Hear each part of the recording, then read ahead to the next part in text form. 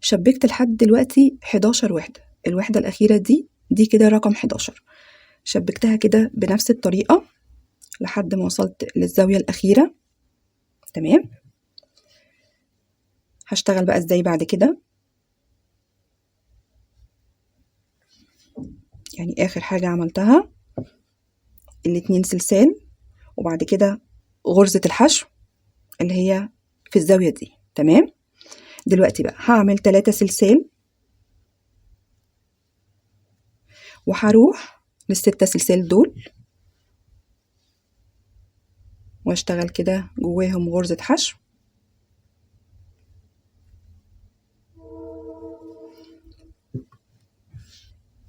هجيب بقى وحدة تانية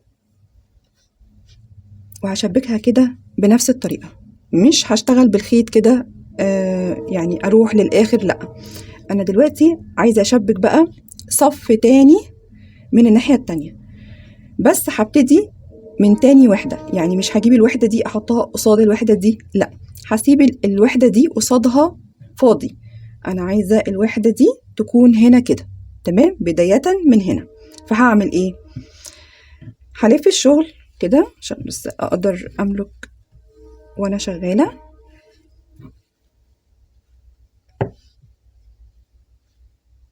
هشتغل 3 سلسال، 1 2 3، وهجيب الوحدة اللي انا هحطها هنا. تمام. وابتدي اشتغل غرزة حشو هنا. بعد ما عملت ال3 سلسال، ادي الشكل اهو. هروح بقى على الزاوية دي بتاعت الوحدة الجديدة واشتغل غرزة حشو. تمام. بعد كده 2 سلسال، 1 2، وهروح على اول 4 سلاسل في الوحدة التانية دي اهو. هسيب بقى الجزء ده بتاع الزاوية ده، هسيبه، مش هروح هنا، مش هروح في السلاسل اللي هم ال3 سلاسل دول وهعمل غرزة حشو، لا، هروح على ال4 سلسال دول. تمام. وهشتغل غرزة حشو. هعمل 2 سلسال وهروح على الوحدة الجديدة أول فراغ فيها أهو، وأعمل غرزة حشو. 2 سلسال وهروح على الوحدة اللي قصادي ال4 سلسال اللي عليهم الدور واشتغل غرزة حشو. 2 سلسال وهروح على الوحدة الجديدة الفراغ اللي عليه الدور واشتغل غرزة حشو. 2 سلسال، وبعدين هروح على الفراغ اللي عليه الدور في الجزء اللي قصادي واعمل غرزة حشو. 2 سلسال واروح على الفراغ اللي عليه الدور في الوحدة واعمل غرزة حشو. 2 سلسال، وبعدين هروح على الفراغ اللي عليه الدور واعمل غرزة حشو. 2 سلسال. هلاقي ان انا وصلت لاخر الوحدة اللي هي الزاوية دي، هدخل كده واعمل غرزة حشو. المرة دي بقى هعمل 3 سلسال، 1 2 3، وبعد كده هروح اشبك هنا في الجزء ده اللي هو الجزء بتاع ال3 سلاسل. تمام. هنا بس هعمل غرزة منزلقة، مش هعمل غرزة حشو علشان خاطر ما احسش بكلكعة كتير في الجزء ده. يعني هدخل في النص كده، في نص غرزة الحشو اللي هي موجودة هنا في النص اهي، دي هدخل كده بالإبرة في نص غرزة الحشو واطلع كده بمنزلقة. تمام. هعمل بقى 3 سلسال وهروح اشتغل غرزة حشو هنا في نفس المكان تاني بتاع زاوية الوحدة.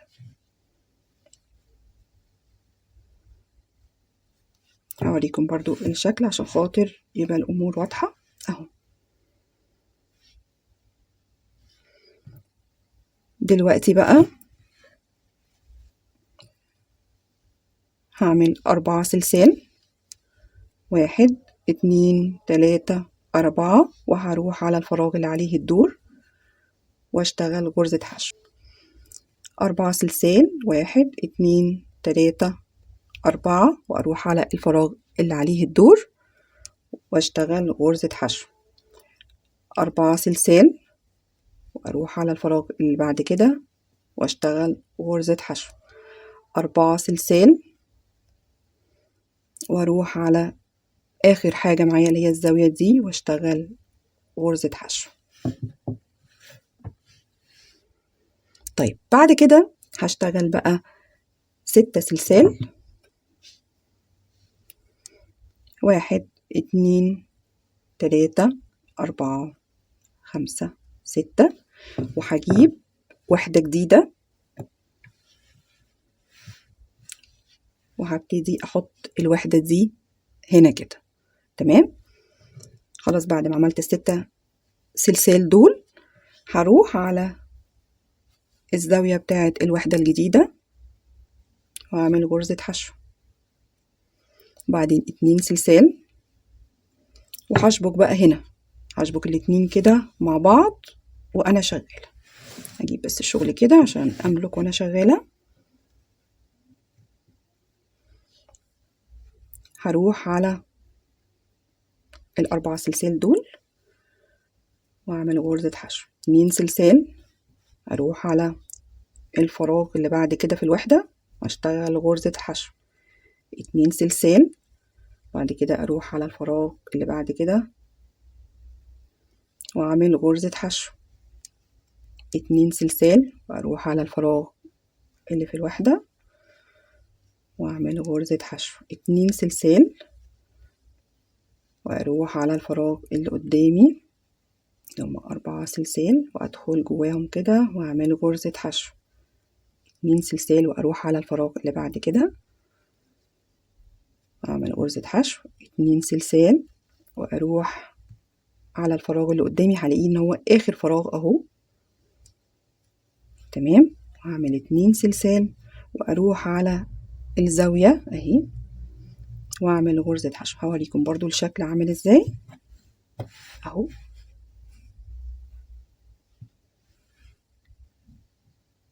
دلوقتي بقى عايزة أعمل 3 سلسال وهشبك هنا برضو في نفس المكان اللي هو المكان بتاع اللي هو التشبيك اللي ما بين الوحدتين اللي في النص ده. تمام. اللي أنا لسه عاملة فيه منزلقة، هدخل تاني في نفس المكان وأعمل برضو منزلقة.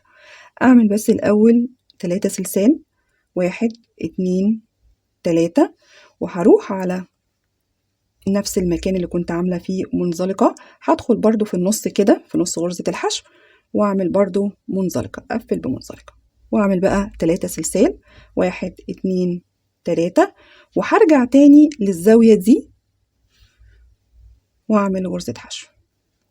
تمام. هعمل 2 سلسال وبعدين هبتدي بقى اشبك هنا دي مع دي، همشي بقى كده برضو بنفس الطريقة. 2 سلسال عملتهم، هروح على اول فراغ قدامي اهو. طبعا هسيب خلاص الزاوية دي او الجزء اللي في النص ده مش هروح له تاني عشان ما انساش واروح على الفراغ بتاعه اللي هما 3 سلسال دول، ما باجيش ناحيتهم خالص، بيبقوا بالشكل ده. تمام.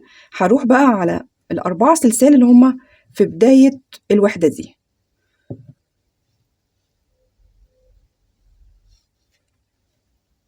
هدخل كده واعمل غرزة حشو، 2 سلسال، وبعدين اروح على الفراغ اللي عليه الدور في الوحدة واشتغل غرزة حشو، 2 سلسال، واروح على الفراغ اللي عليه الدور واعمل غرزة حشو، 2 سلسال، الفراغ اللي بعد كده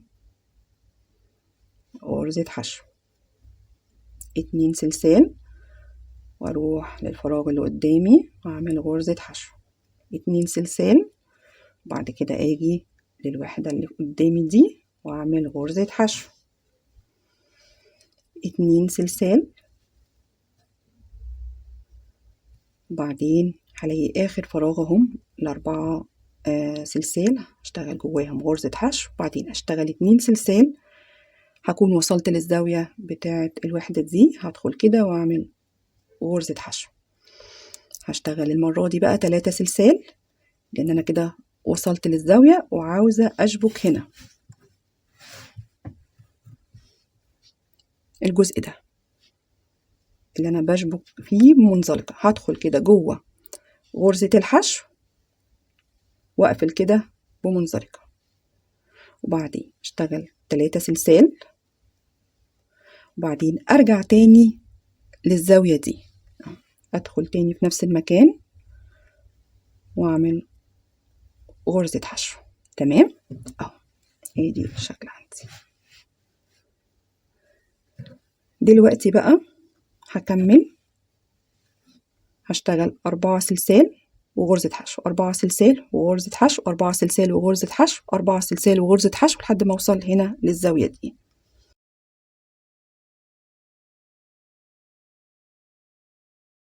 بعد ما خلصت الجزء ده هشبك بقى في وحدة جديدة، بس اعمل 6 سلسال، 1 2 3 4 5 6. هجيب واحدة جديدة شبكة هنا كده بنفس الطريقة دي. تمام، هروح كده على الزاوية اللي قدامي واعمل غرزة حشو، وبعدين ابتدي بقى اشبك كده وانا شغالة 2 سلسال، واروح على ال4 دول وادخل كده بالابرة واشتغل غرزة حشو، 2 سلسال، وهروح على الفراغ اللي بعد كده في قدامي في الوحدة وهعمل غرزة حشو، 2 سلسال، واروح على الفراغ اللي قدامي او ال4 سلسال اللي قدامي اللي بعد كده واشتغل غرزة حشو، 2 سلسال، واشبك في الوحدة اللي قدامي،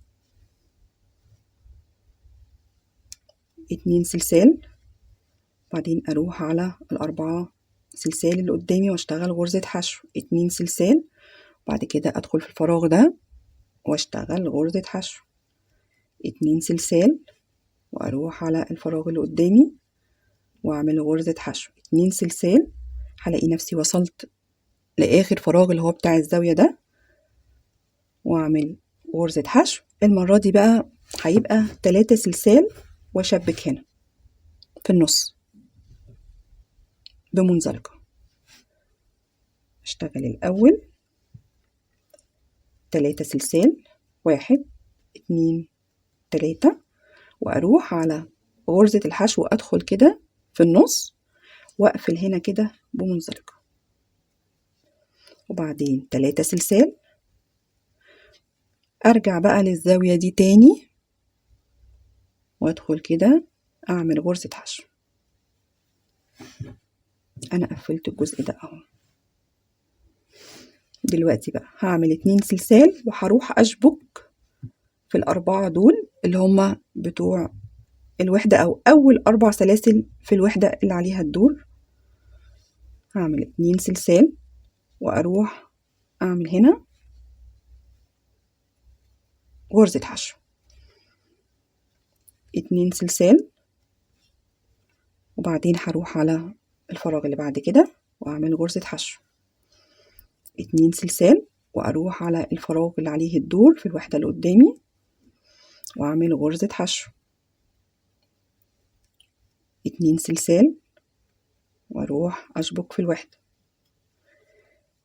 2 سلسال، واروح اشبك في ال4 سلاسل اللي قدامي اللي عليهم الدور، 2 سلسال، وبعدين اشبك هنا،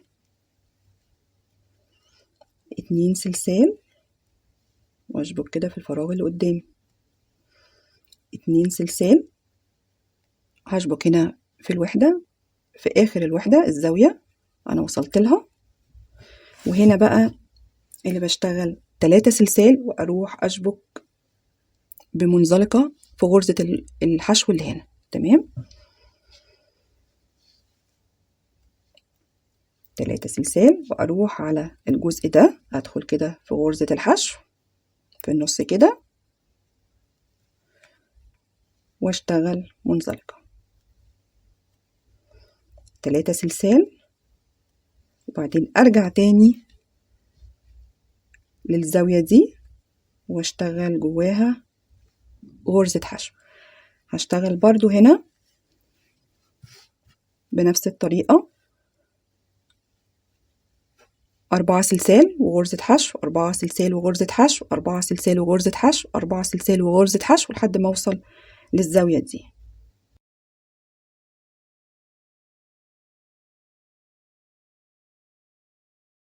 وصلت للزاوية او اخر الوحدة. دلوقتي بقى هعمل 6 سلسال، 1 2 3 4 5 6، واجيب وحدة جديدة علشان احطها هنا. انا ممكن اجيب الوحدة الفاتحة احطها هنا اهو، اروح على الزاوية بتاعت الوحدة واشتغل غرزة حشو، وبعد كده 2 سلسال، وابتدي بقى اشبك كده اهو بنفس الطريقة. هرجع كده وانا بشبك 2 سلسال، واروح على ال4 سلسال دول اللي هما في الوحدة اللي قدامي، واعمل غرزة حشو،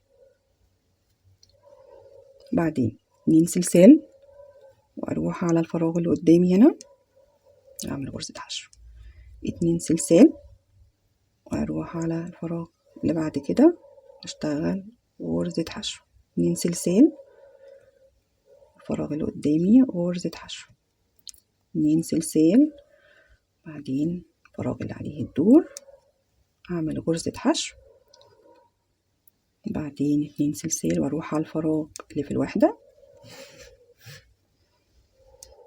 2 سلسال، وبعدين اروح كده على الفراغ اللي قدامي، بعدين 2 سلسال، واروح بقى على الزاوية بتاعت اخر الوحدة، وهنا اللي انا بعمل لها 3 سلسال، واروح على الجزء اللي في النص ده واشتغل منزلقة.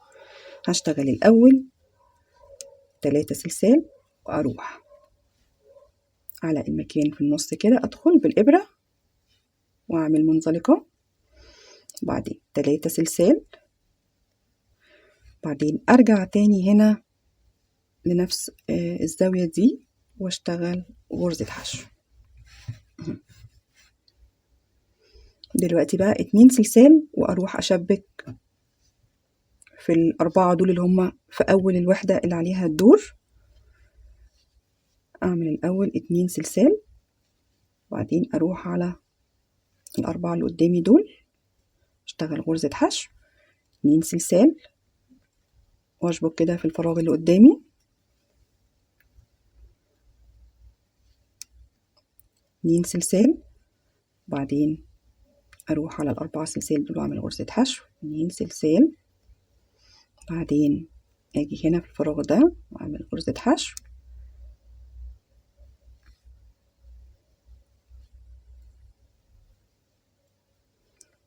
2 سلسال، اروح على الفراغ اللي قدامي واشتغل غرزة حشو، 2 سلسال، واجي على الفراغ اللي عليه الدور هنا واعمل غرزة حشو، 2 سلسال، واروح على الفراغ اللي قدامي واعمل غرزة حشو، 2 سلسال، بعدين هكون وصلت للزاوية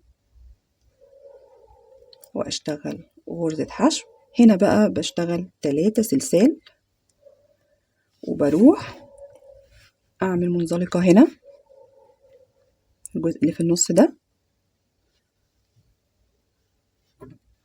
بدخل بالابرة كده جوه غرزة الحشو اللي في النص دي واعمل منزلقة، وبعدين 3 سلسال، بعدين برجع للزاوية دي تاني واشتغل غرزة حشو. تمام. هنا بقى بعمل 4 سلسال، وبعدين اروح على الفراغ الجديد او اللي عليه الدور واعمل غرزة حشو، وهكذا هفضل شغالة كده بنفس الطريقة، اشبك بنفس الطريقة اللي انا شرحتها لحد ما اوصل للاخر. اشتغل كده واشبك كده بنفس الطريقة اللي انا شرحتها في الجزء ده كده، لحد ما اوصل للاخر. فضلت شغالة في التشبيك لحد ما وصلت لاخر وحدة. اخر وحدة حطيت قصادها برضو وحدة. اخر حاجة اشتغلتها اللي هما الاتنين سلسال، وبعدين رحت على اخر الوحدة دي او الزاوية واشتغلت غرزة حشو. دلوقتي بقى هشتغل 3 سلسال، 1 2 3، وهروح على ال6 سلاسل اللي كنت عاملاهم في البداية خالص اهم، وهدخل كده جواهم بالإبرة واعمل غرزة حشو، وبعدين اعمل 3 سلسال، وبعدين هرجع للزاوية دي تاني واشتغل جواها غرزة حشو. هشتغل بقى 4 سلسال واروح على الفراغ اللي بعد كده واعمل غرزة حشو، 4 سلسال وغرزة حشو في الفراغ اللي بعد كده. بصوا انا ماشية ازاي اهو.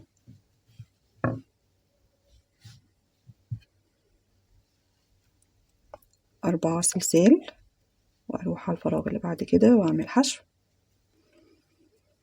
4 سلسال وهروح على الفراغ اللي بعد كده اللي هي الزاوية الأخيرة في الوحدة واعمل غرزة حشو.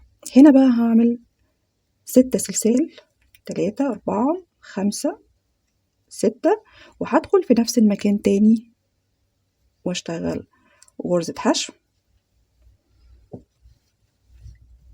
عايزة اوضح لكم السطر ده كله انا هشتغله ازاي. بصوا شايفين كده السطر ده شكله ايه، او الجزء ده كده شكله ايه اهو.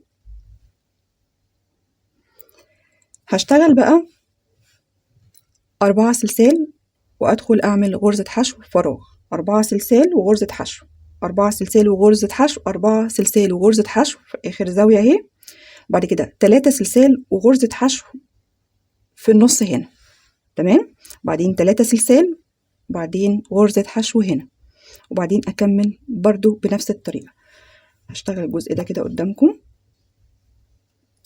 4 سلسال واروح على الفراغ اللي بعد كده واعمل غرزة حشو، 4 سلسال والفراغ اللي بعده غرزة حشو، 4 سلسال، بعدين الفراغ اللي بعد كده غرزة حشو، 4 سلسال، بعدين الفراغ اللي عليه الدور هلاقيها الزاوية اهي اللي هي بتاعت آخر الوحدة، واعمل غرزة حشو. طبعا هي كان معمول فيها غرزة حشو فدخلت في نفس المكان تاني وعملت غرزة حشو اهو. ادي الشكل عندي. دلوقتي بقى هعمل 3 سلسال، 2 3، وهروح على ال6 سلاسل دول هدخل جواهم كده بالإبرة واعمل غرزة حشو، 3 سلسال تانيين، وبعدين هروح على الزاوية دي بتاعة الوحدة الجديدة اهي، بتاعة الوحدة الجديدة دي هدخل هنا واعمل غرزة حشو، تمام اهو. دلوقتي بقى هعمل 4 سلسال واروح على الفراغ اللي عليه الدور واشتغل غرزة حشو. هكمل كده بقية الوحدة، 4 سلسال وغرزة حشو، 4 سلسال وغرزة حشو، 4 سلسال وغرزة حشو هنا في الزاوية بتاعة الوحدة، تمام اهو.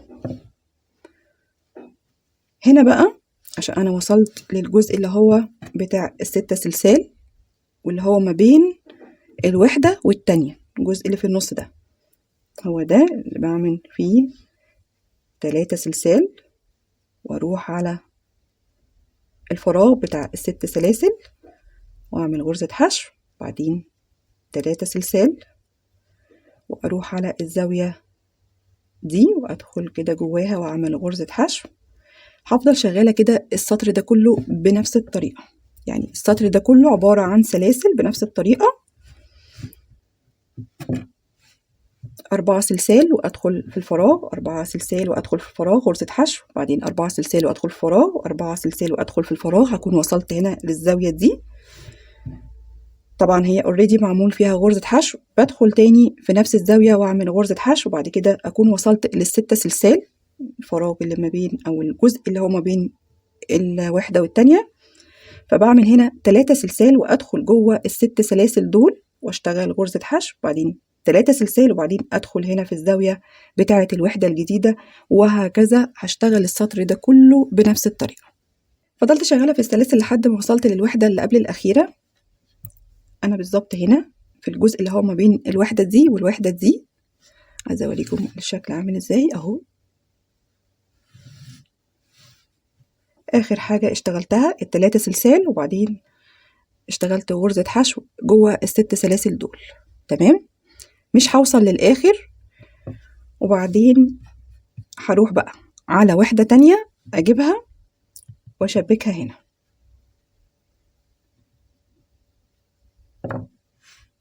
كده.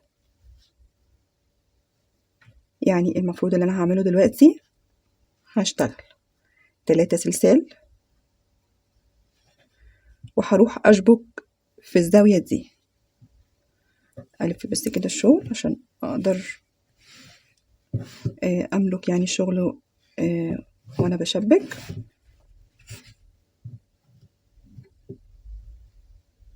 هروح على الزاوية بتاعة الوحدة دي وأدخل كده وأعمل غرزة حشو. هشتغل 2 سلسال، وبعدين هشبك بقى كده. هروح على ال4 سلسال دول اللي هما بتوع الوحدة دي في البداية اهو، واشبك كده، ادخل كده واعمل غرزة حشو. 2 سلسال واروح على الفراغ بتاع الوحدة دي واشتغل غرزة حشو. 2 سلسال واروح على الفراغ اللي قدامي وغرزة حشو، وهكذا 2 سلسال واروح على الوحدة واشبك كده، بعدين 2 سلسال واروح على الفراغ اللي قدامي، وبعدين 2 سلسال، بعدين الفراغ اللي هنا عندي في الوحدة، 2 سلسال، بعدين اروح على الفراغ اللي قدامي، وبعدين 2 سلسال، وبعدين اروح على الزاوية دي بتاعة الوحدة واعمل غرزة حشو برضو.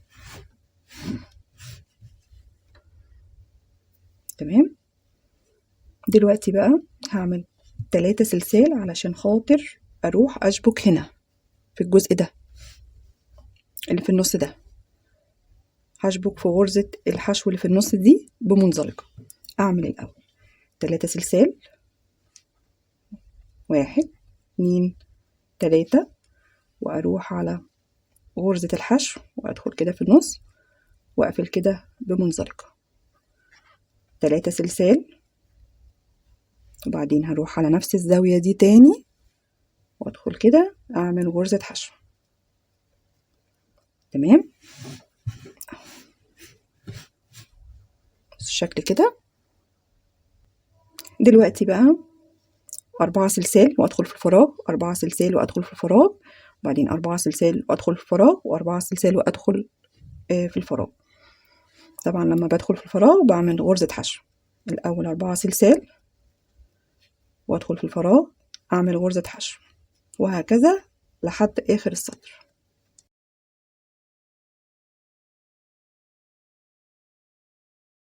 وصلت للاخر. دلوقتي بقى هشتغل 6 سلسال، 4 5 6 عشان اشبك في وحدة جديدة اهو. هجيب وحدة جديدة واشبكها هنا، بروح على الزاوية دي واعمل غرزة حشو، بعدين 2 سلسال بشبك. انا برجع بقى كده بشبك بقى هنا في ال4 سلسال دول.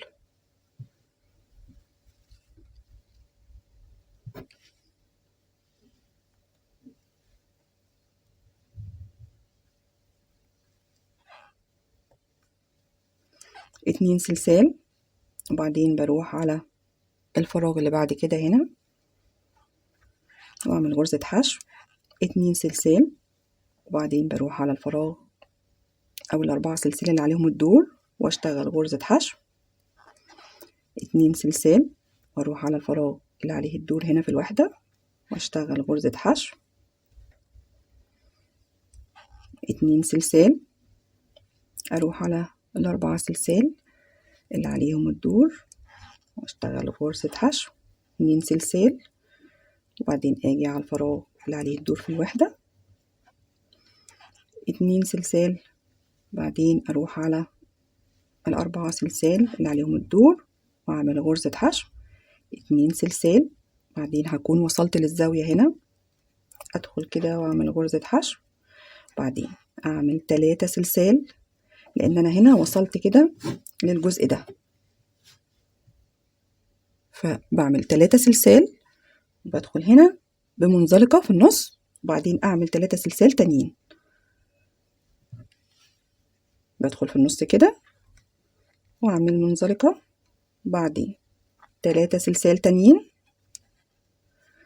بعدين برجع تاني لنفس الزاوية واعمل غرزة حشو. دلوقتي بقى بعمل 2 سلسال وبروح على ال4 سلسال اللي قصادي في الوحدة اللي عليها الدور اهي، ادي ال4 سلسال. باخد بالي، بكرر تاني، باخد بالي من هنا الجزء ده عشان منساش وادخل في ال3 دول. التلاتات دول اللي انا عاملاهم دول في النص دول مش باجي ناحيته، تمام. بروح على ال4 دول في اول الوحدة الجديدة، بدخل كده اعمل غرزة حشو، بعدين 2 سلسال واروح على الوحدة اللي قصادي واعمل غرزة حشو. 2 سلسال، بعدين اروح كده على الفراغ اللي قدامي واعمل غرزة حشو. 2 سلسال، غرزة حشو. 2 سلسال، اروح على الفراغ اللي قصادي واعمل غرزة حشو. 2 سلسال، واروح على الفراغ بتاع الوحدة، وبعدين 2 سلسال، واكمل كده في عندي اخر فراغ في الوحدة اللي قصادها، بعمل غرزة حشو، بعدين 2 سلسال، بعدين اكون وصلت كده للزاوية، بدخل كده واعمل غرزة حشو. هنا بقى بعمل 3 سلسال لان انا وصلت للجزء اللي هو في النص ما بين الوحدتين، بدخل كده في نص غرزة الحشو هنا واعمل منزلقة،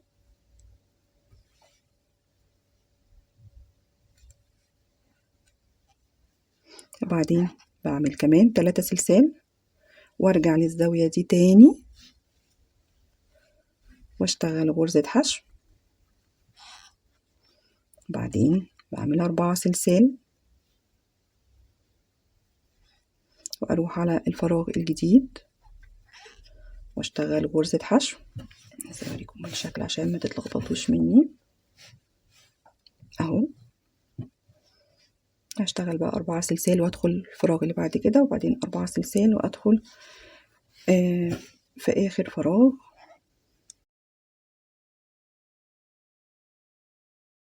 وصلت للاخر، بعمل بقى هنا 6 سلسال علشان اجيب وحدة جديدة واشبكها كده هنا، واشبك برضو بنفس الطريقة. بروح على الزاوية واعمل غرزة حشو وابتدي كده اشبك كده بنفس الطريقة اللي شرحتها. 2 سلسال واروح على ال4 دول، وادخل كده اعمل غرزة حشو، 2 سلسال، بعدين في الزاوية او الفراغ اللي قدامي سوري، بعدين 2 سلسال والفراغ اللي قدامي 2 سلسال، واروح على الفراغ بتاع الوحدة،